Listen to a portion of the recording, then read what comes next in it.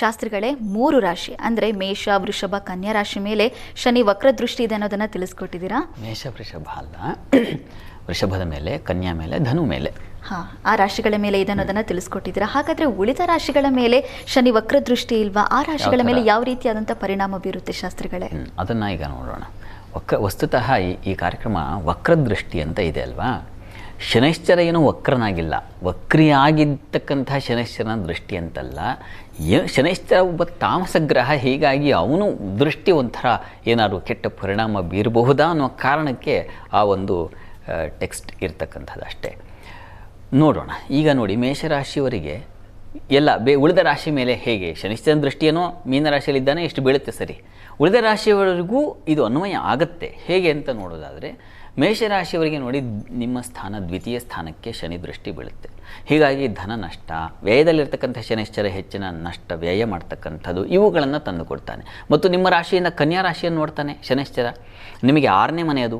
ಹೀಗಾಗಿ ಶತ್ರುಗಳಿಂದಾಗಿ ನಷ್ಟ ಉಂಟಾಗೋದು, ಶತ್ರುಗಳ ಬಾಧೆ ಉಂಟಾಗೋದು, ಶರೀರಕ್ಕೆ ಗಾಯ ಆಗೋದು, ಬಂಧುಗಳಲ್ಲಿ ತೊಂದರೆಗಳು ಉಂಟಾಗ್ತಕ್ಕಂಥದ್ದು, ಜ್ಞಾತಿ ತಂದೆಯ ಬಂಧುಗಳ ವಿಚಾರದಲ್ಲಿ ತೊಂದರೆಗಳು ಉಂಟಾಗೋದು, ಶತ್ರು, ಸಾಲ ಇವುಗಳನ್ನು ಸೂಚಿಸ್ತಾ ಇದೆ. ಇದು ತೊಂದರೆ ಉಂಟಾಗುತ್ತೆ. ಮೇಷರಾಶಿಯವರಿಗೆ ಯಥಾ ಪ್ರಕಾರ 9ನೇ ಮನೆಯಾಗಿರ್ತಕ್ಕಂಥ ಧನುರಾಶಿಯನ್ನು ಶನಿ ನೋಡ್ತಾನೆ ವ್ಯಯದಲ್ಲಿ ನಿಂತು. ಧರ್ಮ ಕಾರ್ಯಗಳಲ್ಲಿ ಹಿನ್ನಡೆ ಉಂಟಾಗ್ತಕ್ಕಂಥದ್ದು, ದೊಡ್ಡವರು ಹಿರಿಯರು ಅನ್ನೋ ಗೌರವ ಇಲ್ಲದೆ ಹೋಗ್ತಕ್ಕಂಥದ್ದು, ಅವರಲ್ಲಿ ಏನೋ ಜಗಳಗಳು ಉಂಟಾಗ್ತಕ್ಕಂಥದ್ದು, ಈ ಥರದ್ದನ್ನು ಸೂಚಿಸುತ್ತೆ. ಮೇಷರಾಶಿಯವರಿಗೆ ಶನಿ ಈ ಮನೆಗಳಿಗೆ ಮೇಷರಾಶಿ ಯಾವ ಮನೆ ಅದನ್ನು ನೋಡ್ಕೋಬೇಕು. ಇನ್ನು ವೃಷಭ ರಾಶಿಯವರಿಗೆ ನಿಮ್ಮ ರಾಶಿಯನ್ನು ನೋಡ್ತಾನೆ, ನಿಮ್ಮ ರಾಶಿಯಿಂದ ಪಂಚಮ ಸ್ಥಾನ ವೀಕ್ಷಣೆ ಮಾಡ್ತಾನೆ, ಅಷ್ಟಮ ಸ್ಥಾನ ವೀಕ್ಷಣೆ ಮಾಡ್ತಾನೆ ಶನೈಶ್ಚರ. ಹೀಗಾಗಿ ವೃಷಭ ರಾಶಿಯವರಿಗೆ ಬುದ್ಧಿ ವ್ಯತ್ಯಾಸ ಆಗುತ್ತೆ. ಬುದ್ಧಿಯಲ್ಲಿ ಫ್ಲಕ್ಚುಯೇಷನ್ಸ್ ಅಂದರೆ ನಾವು ಯಾವ ಗೊಂದಲ ಸ್ವಭಾವ ಅಂತೀವಲ್ಲ, ಆ ಥರದ್ದು ಉಂಟಾಗುವ ಸಾಧ್ಯತೆ. ಹೈಯರ್ ಸ್ಟಡೀಸ್ ಮಾಡೋರಿಗೆ ಹಾದಿ ತಪ್ಪಿ ಬಿಡಬಹುದು. ಮತ್ತು ನಿಮ್ಮ ಅಷ್ಟಮವನ್ನು ನೋಡ್ತಾನೆ, ಹೀಗಾಗಿ ಆರೋಗ್ಯದಲ್ಲಿ ಏರುಪೇರು ಆಗ್ತಕ್ಕಂತಹ ಸಾಧ್ಯತೆ ಶನಿ ದೃಷ್ಟಿಯಿಂದ. ಆದರೆ ಲಾಭದಲ್ಲಿದ್ದಾನೆ, ಹೀಗಾಗಿ ಹೆಚ್ಚು ತೊಂದರೆ ಮಾಡೋದಿಲ್ಲ. ಆದರೆ ಈ ಎಚ್ಚರ ಬೇಕು ಅನ್ನೋದನ್ನು ಹೇಳ್ತಾ ಇದೆ. ಇನ್ನು ಮಿಥುನ ರಾಶಿಯವರಿಗೆ ವ್ಯಯವನ್ನು ವೀಕ್ಷಣೆ ಮಾಡ್ತಾನೆ ಶನೈಶ್ಚರ, ಕರ್ಮಸ್ಥಾನದಲ್ಲಿದ್ದು ವ್ಯಯವನ್ನು ವೀಕ್ಷಣೆ ಮಾಡ್ತಾನೆ. ಹೀಗಾಗಿ ವೃತ್ತಿಯ ಸಂಬಂಧಿ ಹೆಚ್ಚಿನ ಖರ್ಚುಗಳು ಉಂಟಾಗಬಹುದು. ಅಥವಾ ಯಾವುದೋ ಕೆಲಸ ಆಗಬೇಕು ಅಂತ ಹೇಳಿ ಒಂದಷ್ಟು ದುಡ್ಡು ಕೊಟ್ಟೆ, ಅದು ಆಗಲಿಲ್ಲ, ಕಳ್ಕೊಂಡೆ, ಈ ಥರದ್ದಾಗಬಹುದು. ಚತುರ್ಥವನ್ನು ವೀಕ್ಷಣೆ ಮಾಡ್ತಾನೆ. ಹೀಗಾಗಿ ಬಂಧುಗಳಲ್ಲಿ, ಮಿತ್ರರಲ್ಲಿ ಅಸಮಾಧಾನ ಉಂಟಾಗಬಹುದು. ಯಾರ ಕೆಲಸ ಕೊಡಿಸ್ತೀನಿ, ಆತ್ಮೀಯ ಬಂಧುಗಳು ಪಾಪ ಕೆಲಸ ಕೊಡಿಸ್ತೀನಿ ನಂಬಿಬಿಟ್ಟಿರ್ತೀರ, ದುಡ್ಡು ಕೊಡ್ತೀರಾ, ಇನ್ನೇನೋ ಆಗುತ್ತೆ, ಸಮಸ್ಯೆ, ಪ್ರಮಾದ, ಈ ಥರದ್ದು ವ್ಯಥೆ ಆಗಬಹುದು. ಅವರಲ್ಲಿ ದ್ವೇಷ ಈ ಥರದ್ದು ಉಂಟಾಗಲಿಕ್ಕೆ ಸಾಧ್ಯತೆ ಇದೆ. ಮಿಥುನ ರಾಶಿಯವರಿಗೆ ಸಪ್ತಮ ಸ್ಥಾನವಾಗಿರ್ತಕ್ಕಂಥ ಧನುವನ್ನು ನೋಡ್ತಾನೆ ಶನೈಶ್ಚರ. ಹೀಗಾಗಿ ಕೆಲಸದ ಹೊರೆಯಿಂದಾಗಿ ಮನೆ ನೋಡಲಿಕ್ಕಾಗಲ್ಲ. ಗಂಡನ ಮುಖ ಹೆಂಡತಿ ನೋಡಲ್ಲ, ಹೆಂಡತಿ ಮುಖ ಗಂಡನ ನೋಡೋಕ್ಕಾಗಲ್ಲ. ಇಂತಹ ಸಮಸ್ಯೆಗಳಿಂದಾಗಿ ತಾರಕಕ್ಕೆ ಹೋಗುತ್ತೆ ಸಂಸಾರ ಬಾಂಧವ್ಯ, ಅದನ್ನು ಸೂಚಿಸ್ತಾ ಇದೆ ಮಿಥುನ ರಾಶಿಯವರಿಗೆ. ಇವುಗಳ ಎಚ್ಚರಿಕೆ ಬೇಕಾಗುತ್ತೆ. ಕರ್ಕಟಕ ರಾಶಿಯವರಿಗೆ ಲಾಭವನ್ನು ವೀಕ್ಷಿಸ್ತಾನೆ, ತೊಂದರೆ ಇಲ್ಲ, ಲಾಭ ಬರ್ತದೆ. ತೃತೀಯವನ್ನು ನೋಡ್ತಾನೆ, ಹೀಗಾಗಿ ಧೈರ್ಯ ಸಾಹಸ ತೊಂದರೆ ಇಲ್ಲ. ಆದರೆ ಸಹೋದರರಲ್ಲಿ ಸ್ವಲ್ಪ ವ್ಯತ್ಯಾಸ ಆಗೋ ಸಾಧ್ಯತೆ ಇರ್ತದೆ, ಹುಷಾರು. ಮತ್ತು ನಿಮ್ಮ ರಾಶಿಯಿಂದ 6ನೇ ಮನೆಯನ್ನು ನೋಡ್ತಾನೆ, ಧನು ರಾಶಿಯನ್ನು ವೀಕ್ಷಿಸ್ತಾನಲ್ವ, ನಿಮ್ಮ ರಾಶಿಗೆ ಧನು 6ನೇ ಮನೆ. ಹೀಗಾಗಿ ಆರೋಗ್ಯದಲ್ಲಿ ಏರುಪೇರು, ರೋಗ ಬಾಧೆಗಳು, ಸಾಲ, ನಿಮಗೂ ಕೂಡ ಬಹಳ ಹುಷಾರಾಗಿರಬೇಕು. ಯಾರನ್ನೋ ತುಂಬ ವೃದ್ಧರನ್ನು ನಂಬಿಬಿಟ್ಟು, ವಯಸ್ಸು ಸೀನಿಯರ್ ತುಂಬ ಅಂತ ಹೇಳಿಬಿಟ್ಟು ನಂಬಿ ಇನ್ನೇನು ಪ್ರಮಾದ ಮಾಡಿಕೊಳ್ಳೋ ಲಕ್ಷಣ ಇರುತ್ತೆ, ಬಹಳ ಹುಷಾರು. ಇದು ಕರ್ಕಟಕ ರಾಶಿಯವರಿಗೆ. ಸಿಂಹರಾಶಿಯವರಿಗೆ ಕರ್ಮಸ್ಥಾನವನ್ನು ವೀಕ್ಷಿಸ್ತಾನೆ ಶನೈಶ್ಚರ, ಕಾರ್ಯ ವಿಳಂಬಗಳಾಗೋ ಸಾಧ್ಯ. ಗುರು ಇದ್ದಾನಲ್ಲ, ಶುಕ್ರನು ಚೆನ್ನಾಗಿದ್ದಾನಲ್ಲ, ಶನಿ ದೃಷ್ಟಿಯೂ ಇದೆ.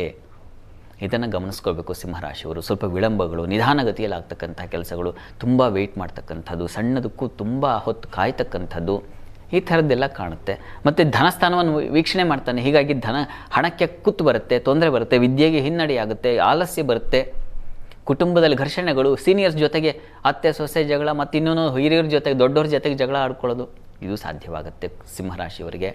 ಸಿಂಹರಾಶಿಯಿಂದ ಪಂಚಮ ಸ್ಥಾನ ವೀಕ್ಷಿಸ್ತಾನೆ. ಹೀಗಾಗಿ ಪಂಚಮ ಬುದ್ಧಿ ಸ್ಥಾನ ಯಥಾ ಪ್ರಕಾರ. ಉದರ ಸ್ಥಾನ ಹೌದು, ಹೊಟ್ಟೆ ಸಂಬಂಧಿ ತೊಂದರೆಗಳು ಉಂಟಾಗಬಹುದು. ನಿಮಗೂ ಕೂಡ ಆಲೋಚನೆಗಳಲ್ಲಿ ದ್ವಂದ್ವತೆ ಬರಬಹುದು, ಇದನ್ನು ಸೂಚಿಸ್ತಾ ಇದೆ. ಕನ್ಯಾ ರಾಶಿಯವರಿಗೆ ಈಗಾಗಲೇ ಹೇಳಿದೆ. ತುಲಾರಾಶಿಯವರಿಗೆ ಗಮನಿಸ್ಕೊಂಡ್ರೆ, ತುಲಾರಾಶಿಯವರಿಗೆ ನಿಮಗೆ ಅಷ್ಟಮ ಸ್ಥಾನ ವೀಕ್ಷಿಸ್ತಾನೆ. ಹೀಗಾಗಿ ರೋಗ ಬಾಧೆ ನಿಮಗೂ ಕಾಡುತ್ತೆ. ಷಷ್ಠದಲ್ಲಿ ರೋಗ ಸ್ಥಾನದಲ್ಲಿ ನಿಂತು ಶನಿಶ್ಚರ ಅಷ್ಟಮ ನೋಡಿದ್ರೆ ಆರೋಗ್ಯದಿಂದಾಗಿ ತಂದಿದ್ದು ದುಡ್ದೆಲ್ಲ ಕಷ್ಟಪಟ್ಟು ದುಡಿದ ಹಣವನ್ನೆಲ್ಲ ತಗೊಂಡು ಹೋಗಿ ನೀವು ಹಾಸ್ಪಿಟ್ಲ್ ಕೌಂಟ್ರಿಗೆ ಕಟ್ಟೋದಾಗತ್ತೆ. ಇದನ್ನು ಸೂಚಿಸ್ತಾ ಇದೆ, ಹುಷಾರಾಗಿರಬೇಕು. ವ್ಯಯವನ್ನು ನೋಡ್ತಾನೆ ಶನಿಶ್ಚರ, ನಿಮ್ಮ ರಾಶಿಯಿಂದ ವ್ಯಯಸ್ಥಾನ. ಹೀಗಾಗಿ ಅಪವ್ಯಯ, ಧನವ್ಯಯ ಎಲ್ಲ ಶುರುವಾಗ್ಬಿಡುತ್ತೆ. ಮತ್ತು ತೃತೀಯವನ್ನು ನೋಡ್ತಾನೆ, ಸ್ವಲ್ಪ ಭಯದ ವಾತಾವರಣ ಸೃಷ್ಟಿಯಾಗುತ್ತೆ. ಇನ್ನು ವೃಶ್ಚಿಕ ರಾಶಿಗೆ ಪಂಚಮ ಶನೈಶ್ಚರ ಅಷ್ಟಲ್ಲದೆ ಸಪ್ತಮ, ನಿಮ್ಮ ರಾಶಿಯಿಂದ ಸಪ್ತಮ ಸ್ಥಾನ ವೀಕ್ಷಣೆ ಮಾಡ್ತಾನೆ.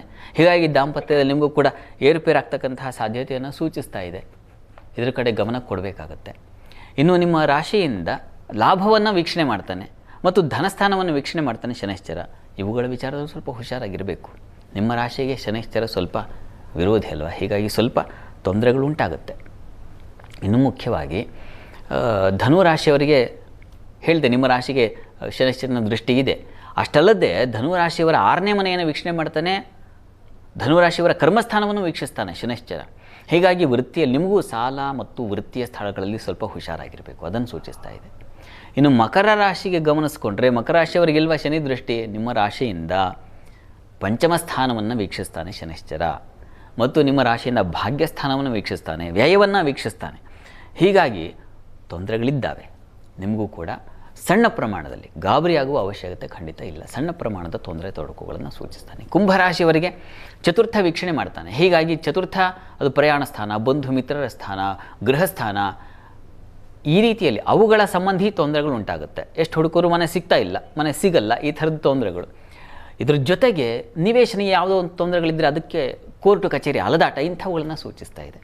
ನಿಮ್ಮ ರಾಶಿಯಿಂದ ಆತ ಲಾಭವನ್ನು ವೀಕ್ಷಿಸ್ತಾನೆ. ಲಾಭವೂ ಇದೆ, ಇಲ್ಲ ಅಂತಲ್ಲ, ಇದೆಲ್ಲವೂ ಇದೆ. ಆದರೆ ನಿಮ್ಮ ರಾಶಿ ಅಧಿಪತಿನೇ, ಹೀಗಾಗಿ ತೊಂದರೆ ಮಾಡಲು ಯೋಚನೆ ಮಾಡಬೇಡಿ. ಮೀನರಾಶಿಯವರಿಗೆ ಸಹಜವಾಗಿ 3ನೇ ಮನೆ ಆಗಲೇ ಹೇಳಿದೆ. ಇಷ್ಟು ಎಲ್ಲ ರಾಶಿಯವರಿಗೆ ಶನಿ ಪ್ರಭಾವ, ಶನಿ ದೃಷ್ಟಿ ಖಂಡಿತ ಇದ್ದೇ ಇರುತ್ತೆ. ಗಮನಿಸ್ಕೊಳ್ಬೇಕು ಆಯಾ ಹಂತಗಳು ಯಾವ್ಯಾವುದು ಅಂತ.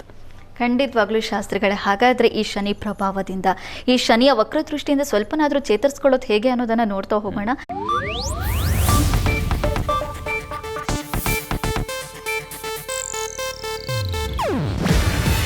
ಇದು ಏಷ್ಯಾನೆಟ್ ನ್ಯೂಸ್ ನೆಟ್ವರ್ಕ್ ಪ್ರಸ್ತುತಿ.